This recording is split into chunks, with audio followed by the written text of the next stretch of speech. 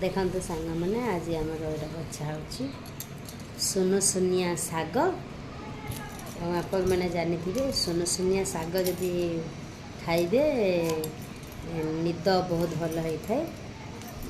शागटा आमर कौन होता कि यहाँ किणिकी आम आईचु 1/2 किलो शाग को 20 टंका गोटे लोक बिकवा कही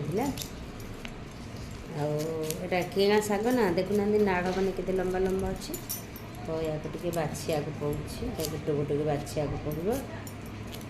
तापर सुनसुनिया शाग को भजा हे भजा है कि खिया हे आप मैंने जानते निद तो भल हम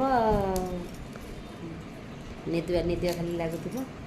सुनसुनिया शाग आप मैंने मोर बहुत पसंद।